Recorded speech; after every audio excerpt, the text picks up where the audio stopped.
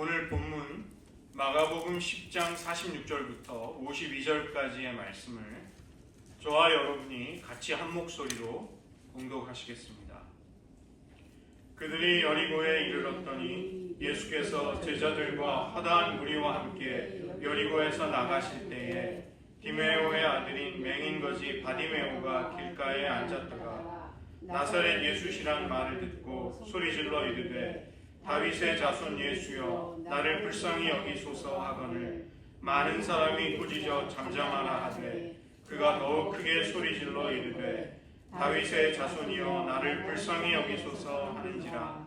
예수께서 머물러 서서 그를 부르라 하시니 그들이 그 맹인을 부르며 이르되 안심하고 일어나라 그가 너를 부르신다 하매 맹인이 겉옷을 내버리고 뛰어 일어나 예수께 나아오거늘 예수께서 말씀하여 이르시되 내게 무엇을 하여 주기를 원하느냐. 맹인이 이르되 선생님이여 보기를 원하나이다. 예수께서 이르시되 가라 내 믿음이 너를 구원하였느니라 하시니 그가 곧 보게 되어 예수를 길에서 따르니라. 아멘. 기도하시겠습니다. 하나님, 주님께서도 우리의 마음의 갈망과 소원을 귀중히 여기시고 우리들 각자를 독특한 방법으로 인도하시고 사랑하십니다. 그 귀한 하나님의 사랑이 더욱 깊이 확신되며 체험되는 은혜 허락하여 주시옵소서. 예수님의 이름으로 기도드립니다. 아멘. 지금 우리 시대에는 이 기독교 영성이라는 말이 엄청날 정도로 범람하고 있습니다. 수많은 종교들이 다 영성이라는 말을 사용하고 있지만 똑같은 말을 쓴다고 해서 절대로 같은 영성은 아닌 것입니다. 우리는 기독교 영성을 한정해서 제한해서 생각해 볼 필요가 있겠습니다. 이 spirituality라는 말은 spiritual, 하나님과 관련이 되어 있고 그 다음에 거기에는 reality가 있는 것입니다. 영적인 실체, 알맹이, 결정적으로 이것을 기독교 신앙으로 규정 지을 수 있는 그 결정적인 그 무엇, 그것이 있어야 하는 것이죠. 그래서 영성이라는 것은 먼저 영이신 하나님과 관련이 됩니다. 삼위일체의 세 위격 가운데 한 분이신 성령님을 우리는 거룩한 영이라고 부르고 있죠. 당연히 이 기독교의 영성은 성령님을 통해서 하나님과의 관계 속으로 나아가게 되는 것입니다. 또 볼 수도 만질 수도 없는, 또 인간의 이성이 이해할 수 없는 그 하나님을 우리에게 친히 보여주시고 이해시켜 주시고 체험시켜 주신 분이 계십니다. 바로 하나님의 아들 예수님이시죠. 성육신하셔서 우리의 곁으로 오신 성자 예수님, 그분이 하나님이 누구인지를 우리에게 보여주시죠. 예수님은 신성과 인성을 동시에 가지신 완전한 하나님이시며 완전한 사람이십니다. 그 때문에 이 성부 하나님, 아버지 하나님은 예수님을 통해서 우리를 만나시고 우리와 깊은 관계를 맺으시곤 하십니다. 우리 편에서는 그 아버지 하나님께로 나아갈 수 있는 길이 활짝 열리게 된 것입니다. 그래서 예수님은 하나님과 우리 사이에 다리 역할을 해주고 계십니다. 그렇게 볼 때 이 기독교 영성이라는 것은 성자 예수님 그리고 성령님을 통해서 성부 하나님께로 이르는 모든 영적인 여정을 일컫는 것이죠. 그런 관계 속에 우리가 놓여 있다는 것입니다. 그 관계는 우리를 향한 하나님의 사랑으로부터 시작이 되어서 다시 우리 편에서의 하나님을 향한 사랑으로 이어지게 되고 풍성해지게 됩니다. 어느 아름다운 젊은 아가씨에게 새 젊은이가 찾아와서 구애를 했다고 생각해 보겠습니다. 시인이었던 첫 번째 청년은 동서고금의 주옥 같은 아름다운 시구를 인용하면서 심금을 울리는 편지를 써서 사랑을 전했습니다. 음악가였던 두 번째 청년은 산책 중에 그녀를 생각하다가 떠오른 악상을 가지고 세레나데를 작곡했습니다. 그리고 그녀가 사는 집 창가에 와서 그 사랑의 노래를 불러주었습니다. 미술가였던 세 번째 청년은 그 여성의 아름다운 모습을 초상화에 그려서 정성껏 선물함으로써 자기의 사랑을 알린 것이죠. 세 젊은이 가운데 누가 선택을 받았을까요? 저도 모릅니다. 이것은 여창수 마음입니다. 그녀의 마음에 달려있겠죠. 하나님의 사랑을 받은 우리의 영혼, 우리의 마음에서도 하나님을 향한 사랑이 분출이 되고 표현이 되기 시작합니다. 그런데 그 모두가 다 독특하고 고유한 서로 다른 모습을 가지고 있는 것입니다. 이 기독교 영성이라는 것은 하나님의 사랑에 대해서 나만이 표현할 수 있는 고유한 사랑의 방식, 독특한 사랑의 색깔을 의미하게 되는 것이죠. 이 세상에 완전히 똑같은 사람은 누구도 없습니다. 일란성 쌍둥이조차도 서로 다르다고 하죠. 모든 인격체는 그 한 사람 한 사람이 오직 하나뿐인 존재인 것입니다. 우리는 그런 우리 자신의 독특함을 가지고 하나님과 나만의 관계를 맺게 되고 그 관계 안에서 나를 향한 하나님의 사랑에 대해서 나만의 방식으로 사랑을 표현하는 것이죠. 이것이 기독교 영성의 굉장히 독특하고 중요한 점입니다.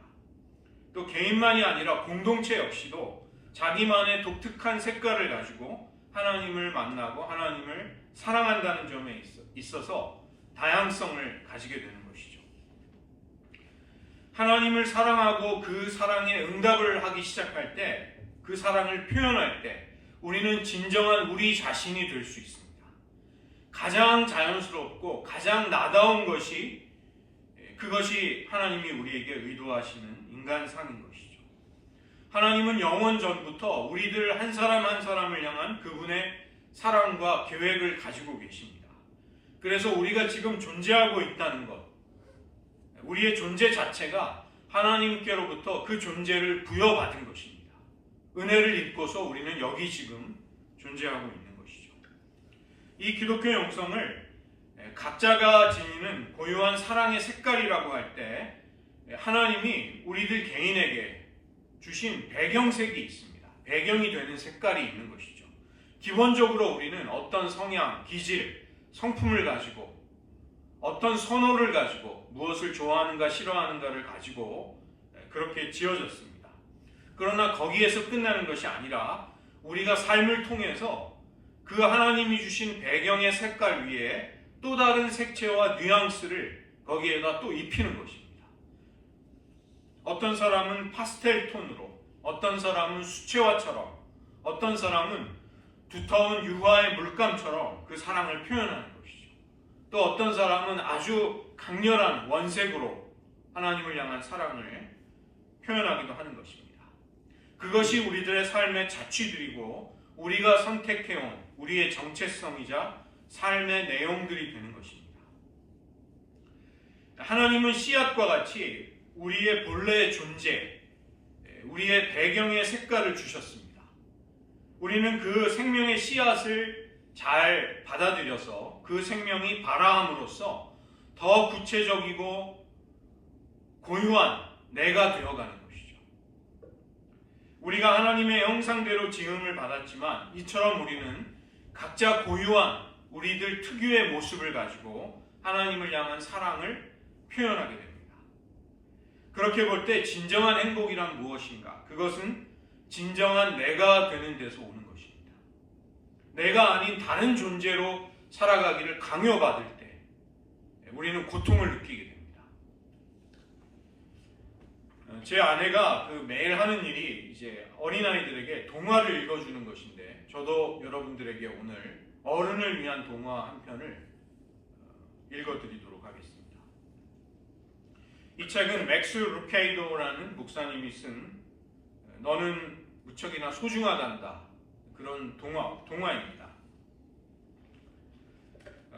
이 동화의 세계는 이제 이 나무로 만들어진 인간들이 사는 웸믹이라는 나무로 만들어진 인간들이 사는 그런 세상을 배경으로 하고 있습니다. 그런데 이 세상에는 독특한 일이 벌어지는데 그 웸믹들은 서로에게 별을 붙여주거나 또 어두운 색깔의 점을 서로의 몸에 붙여주는 것이죠. 아주 아름답고 칭찬할 만하고 좋은 인상을 주면 서로에게 별을 붙여주고, 그 다음에 부정적이고 싫어하는 사람에게는, 싫어하는 웬믹에게는 까만색 표시를, 마크를 붙여주는 것이 이 웬믹들의 세계에서 일어나는 일입니다. 오늘 주인공이 가운데 있는 펀치넬로라는 웬믹입니다. 이 웬믹은 굉장히 못생겼습니다. 그리고 은사도 없고 사람들에게 매력적인 부분이 없는 그런 웬믹이었습니다. 그래서 지나가던 그 웬믹들은 그에게 보기 싫은, 너는 보기 싫은 존재야, 그것을 나타내는 점을 붙여주는 것이죠. 그 때문에 그는 굉장히 낙심을 했습니다. 나의 삶이라는 것은 참 단조롭고 어렵다. 삶에 재미가 없구나. 그런데 그런 그에게도 하나의 계기가 찾아옵니다. 루시아라는 웬믹을 만나게 됐는데, 이 웬믹은 특이하게도 별도 붙어 있지 않고 또 부정적인 마크도 붙어 있지 않은, 온몸에 아무것도 붙어 있지 않은 웬믹을 만나게 된 것입니다. 그녀는 이 펀치넬로에게 따뜻하게 친절하게 대해주면서 저 언덕 위에 엘리라고 하는 그런 아저씨가 살고 있다. 그분을 너도 좀 만나봤으면 좋겠다. 이렇게 소개를 해줍니다. 이 펀치넬로는 그날 밤 자기 집의 침대맡에서 고민을 하게 됩니다. 이 엘리라는 아저씨가 과연 나같이 못난 나를 용납해 줄까? 나를 반갑게 맞아줄까? 그는 고민을 하다 용기를 내서 마침내 그 아저씨를 찾아가 보기로 하는 것입니다. 찾아가 보니까 그 아저씨는 거대한 몸집을 가진 건장한 사람이었습니다. 그는 그에 비해 자기가 한없이 작고 초라하다는 것을 느낄 수 있었던 것이죠. 그렇지만 반갑게도 이 엘리 아저씨는 펀치넬로를 맞아주셨습니다. 나는 너를 보기를 굉장히 원했단다.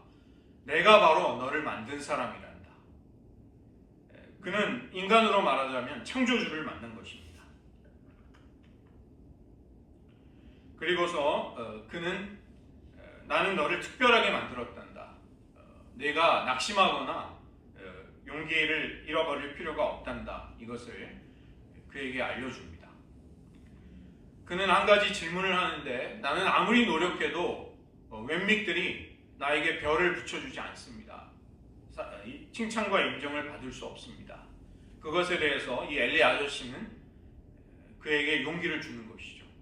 그것이 별이건 혹은 보기 싫은 점이건 간에 그것은 그것을 중요하게 여기는 웬믹에게만 붙어있는 거란다. 그것을 중요하게 여기지 않는 사람들에게는 그것이 아무것도 아니란다. 너는 내가 너를 소중하게 만들었기에 너는 너를 귀중한 존재로 여겨야 한단다. 그것을 듣게 되는 것이죠.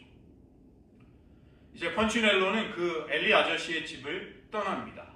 그런데 떠나는 그 순간 자기도 모르게 그의 몸에서 다른 동료들이 붙여주었던 보기 싫은 마크가 몸에서 떨어져 나가는 것을 그는 경험하기 시작하는 것입니다.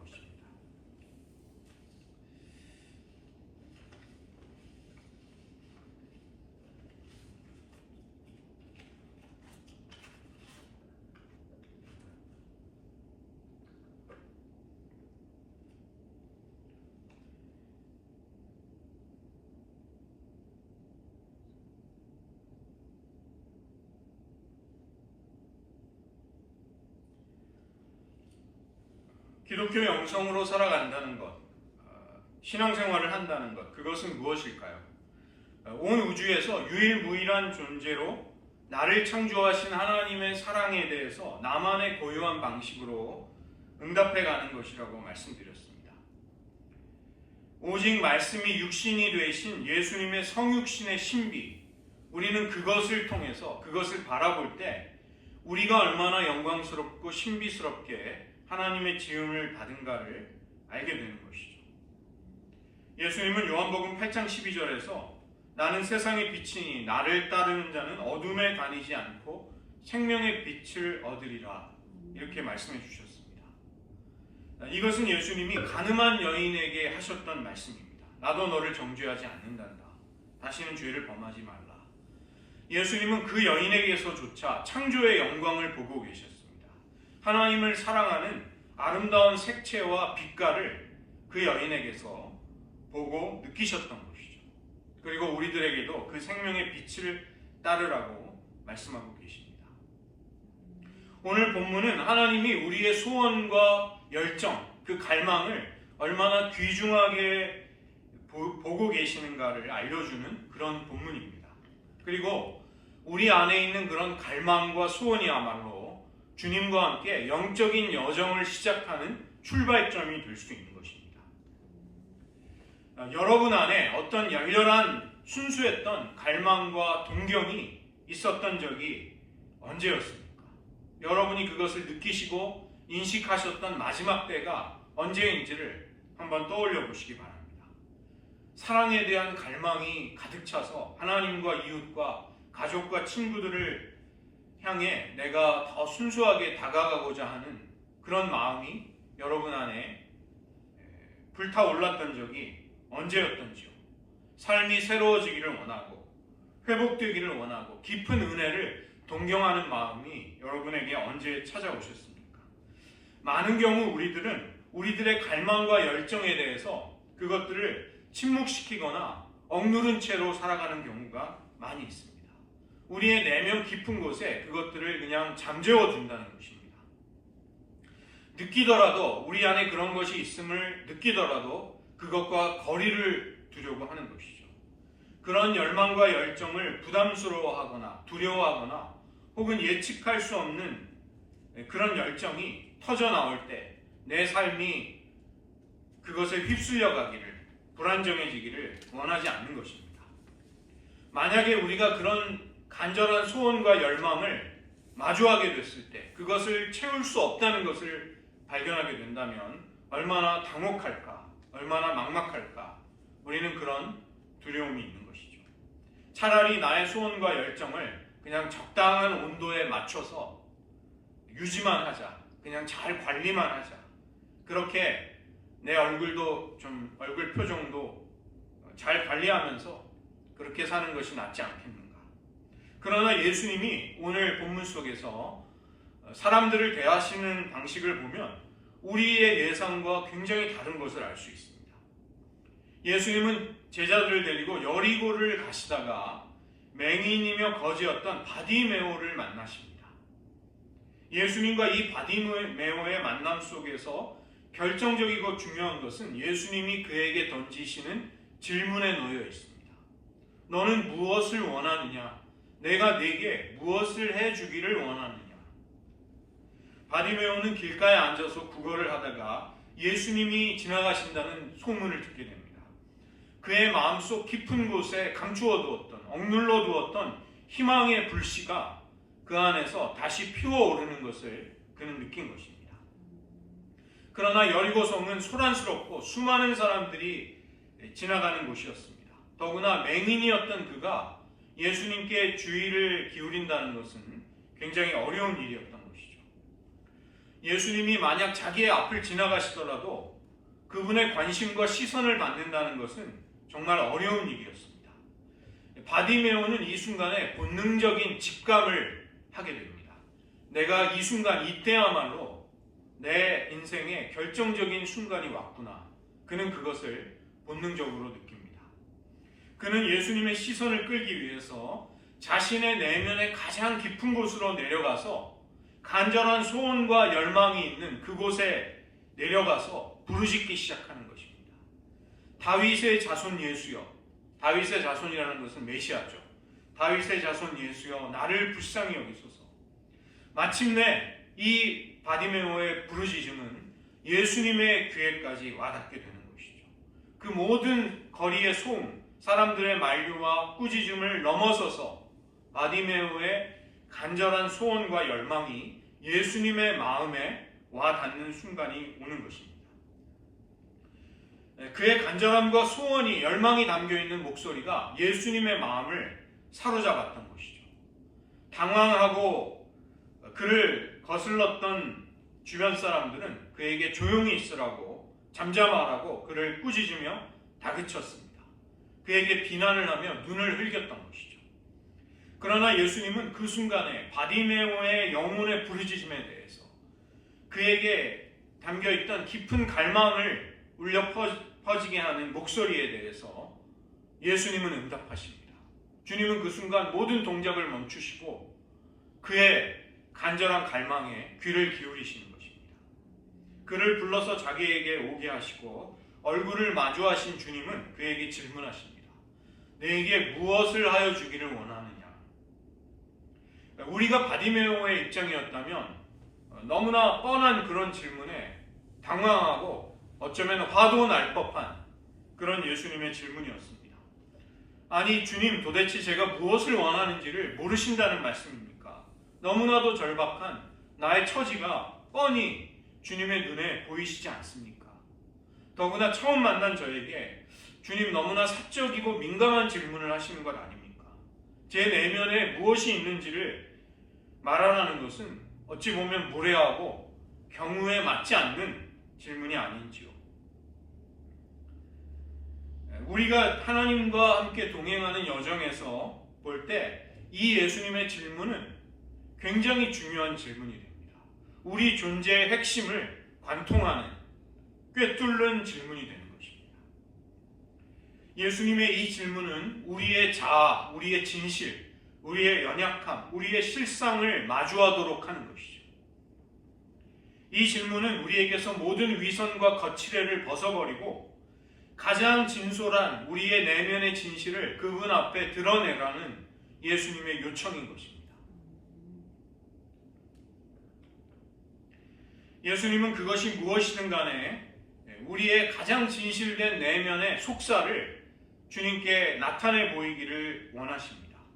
그리고 그것이 계기가 될 때 우리는 주님과의 친밀한 관계로 한 발자국 더 나아갈 수 있게 되는 것입니다. 여러분 자신과 관련해서 가장 진실된 것이 무엇이라고 생각하십니까? 누가 여러분에게 그런 질문을 한다고 가정해 보십시오. 당신에게 있어서 가장 중요한 진실은 무엇입니까? 그것을 저에게 말해 보십시오. 어쩌면 우리는 내가 살아가면서 받은 나의 삶의 상처들, 나의 내면에서 느껴지는 나의 죄악된 본성이 나의 진실이라고 생각할지도 모릅니다. 내가 해왔던 이런저런 역할들, 남편이나 아내, 아버지와 어머니, 또 자녀로서 살아왔던 그 정체성이 나의 진실이 아닌가. 나의 타고난 성격과 기질, 혹은 내가 하고 있는 일이 나의 진정한 자아를 결정짓는다고 생각할지 모르겠습니다. 그러나 가장 나를 나되게 하는 것은 무엇인가? 그것은 하나님을 향해 우리가 가지고 있는 열망이라는 것이죠. 우리가 하나님을 향해 더 가까이 나아가고자 하는 우리 영혼의 capacity, 우리 영혼이 가지고 있는 그 용적, 부피, 무게, 그것이 우리의 진실인 것입니다.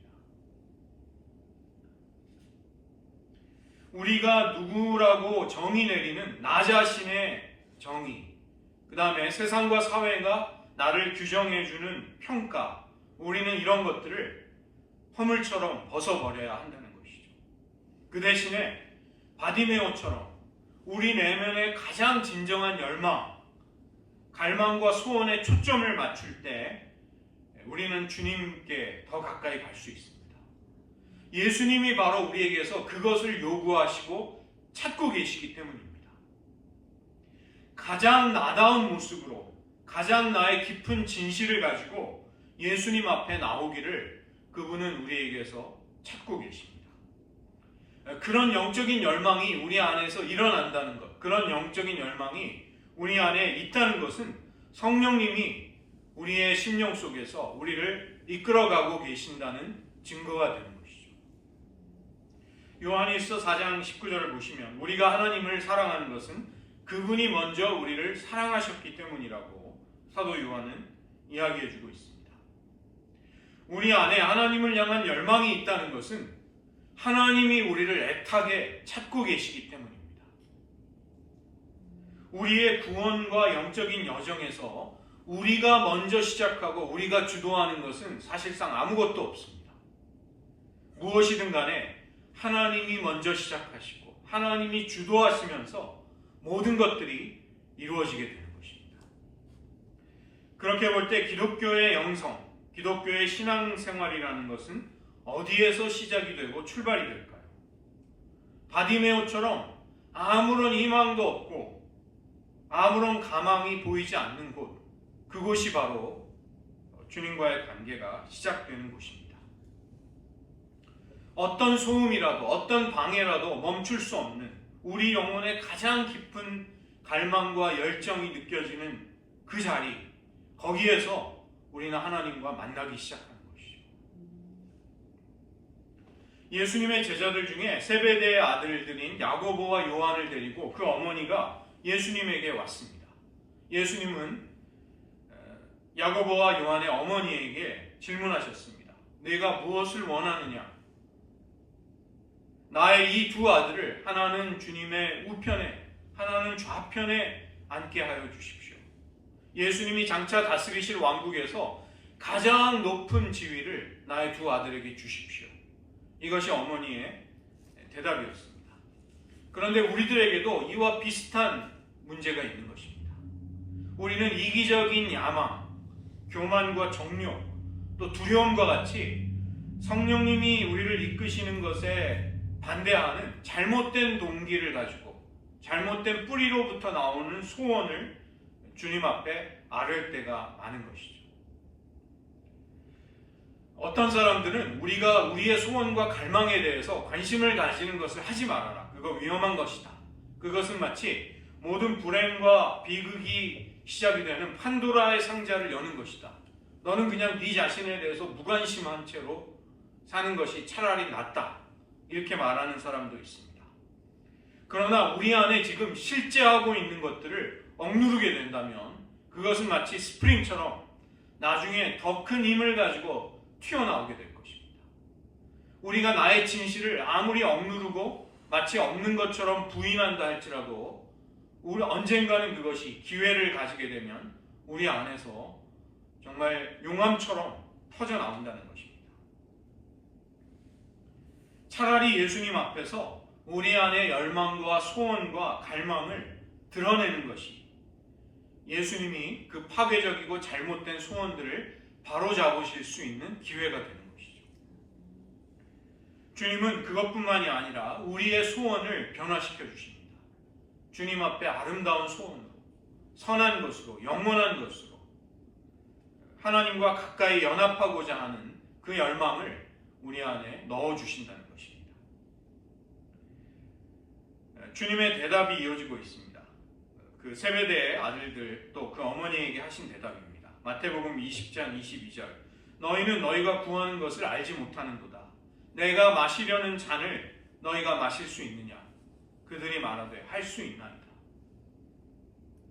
우리 내면의 솔직한 소원을 예수님 앞에 드러내고 알려드리는 것은 그 잘못된 소원을 예수님이 바로잡아 주시고 친밀한 사랑의 관계로 이끌어 주실 수 있는 기회가 된다는 것이죠.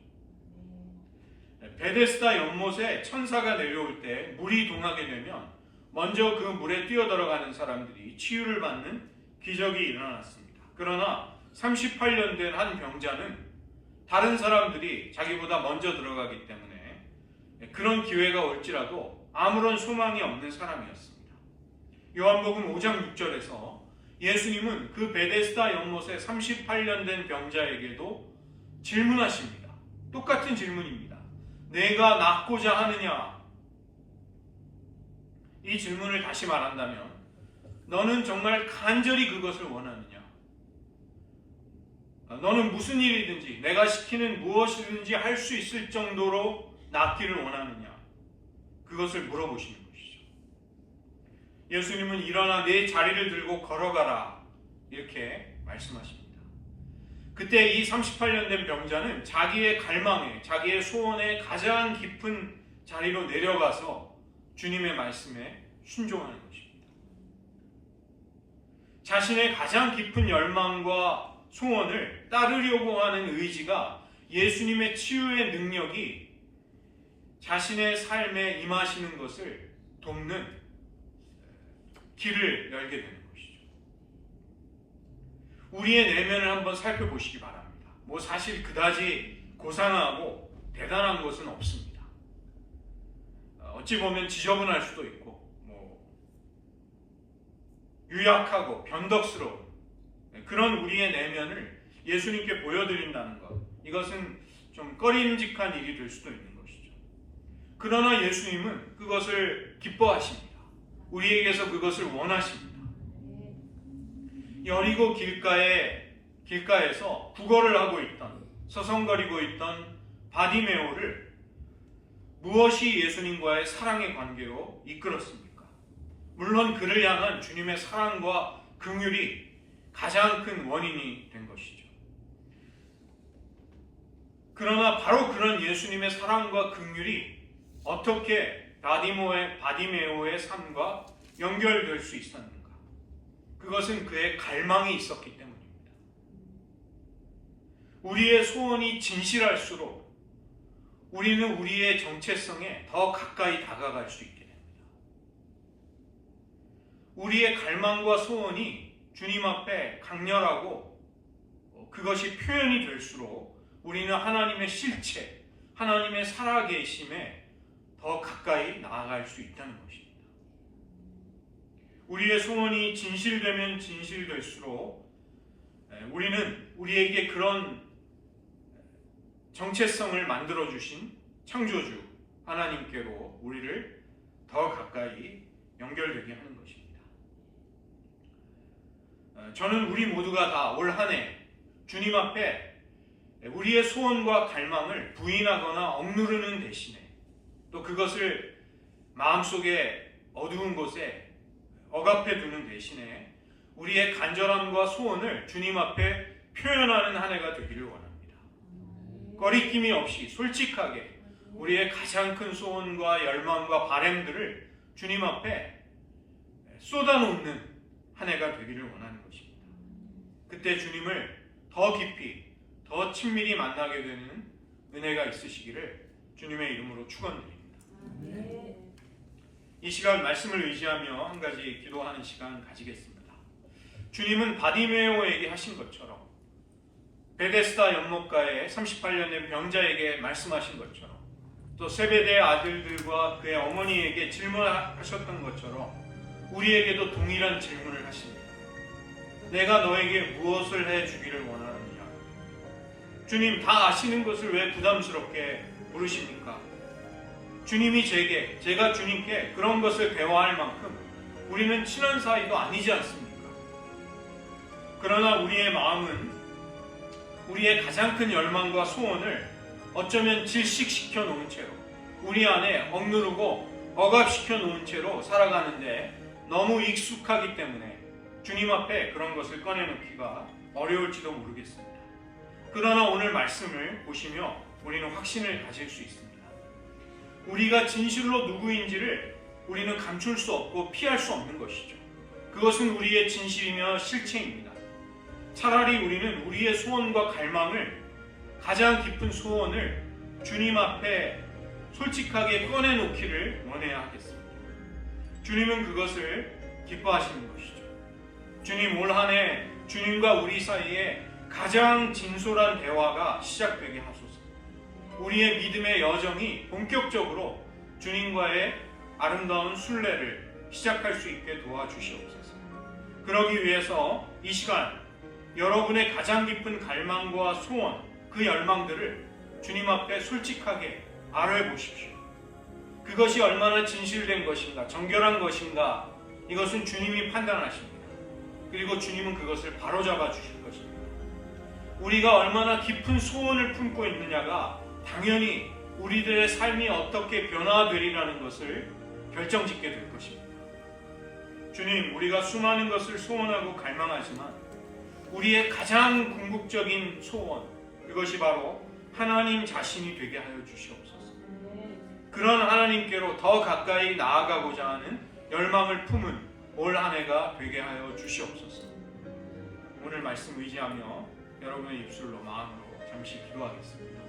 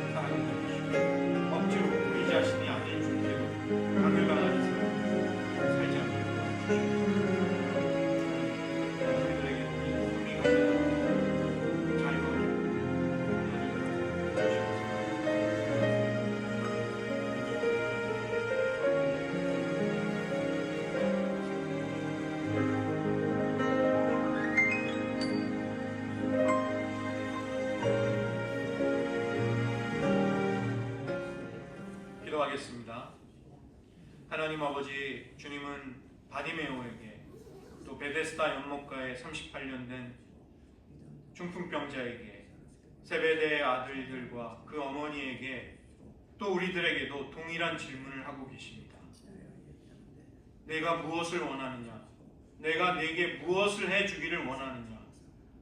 하나님, 우리는 어쩌면 우리의 깊은 소원과 갈망과 열정들을 우리의 마음속 깊은 곳에 꽁꽁 숨겨두거나 억압해두거나 적당한 온도로 맞춰둔 채로 관리하며 살아왔는지도 모르겠습니다. 그것을 솔직하게 꺼내놓는다는 것이 우리를 불안하고 두렵게 했기 때문입니다. 그러나 오늘 말씀을 통해 우리는 주님이 우리의 소원과 갈망에 깊은 관심을, 애정을 갖고 계신 분임을 확신하게 됩니다. 그런 주님 앞에 우리의 간절한 열망과 소원과 열정을 거리낌 없이 가장 진솔하게 표현하며 나타내드리고 기도로서 그것을 알리는 한 해가 되게 하여 주시옵소서.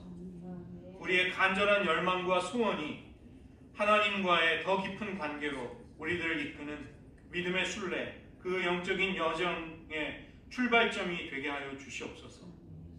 하나님, 우리가 우리의 진실을 가지고 하나님 앞에 나아가기를 주저하지 않을 때 그런 우리를 더욱 깊이 만나주시고 우리의 부정함과 정결치 못함을 고쳐주시는 주님의 은총을 경험하게 하여 주시옵소서. 우리 안에 내게 무엇을 하여 주기를 원하느냐? 솔로몬 왕처럼 우리도 백성들을 재판할 수 있는 지혜를 구하였던 솔로몬과 같이 하나님 나라의 영광을 위한 지혜를 구하는 저희들 되게 하여 주시옵소서. 하나님, 우리의 소원 그 자체를 변화시켜 주시옵소서. 우리는 그토록 육신의 정욕과 세상의 것들을 추구하며 그것들이 채워지지 않을 때 목말라 하는 존재로 살아왔습니다. 그러나 주님이 우리의 소원과 열정 그 자체를 변화시키실 때 주님이 우리의 열정이 되기를 원합니다. 주님의 사랑과 은혜의 더욱 깊은 곳으로 나아가는 것이 우리들의 갈망이 되기를 원합니다. 하나님, 그런 거룩한 변화가 올 한 해 우리들과 우리들의 심령 속에 이루어지게 하여 주시옵소서. 모든 말씀 예수님의 이름으로 기도드립니다.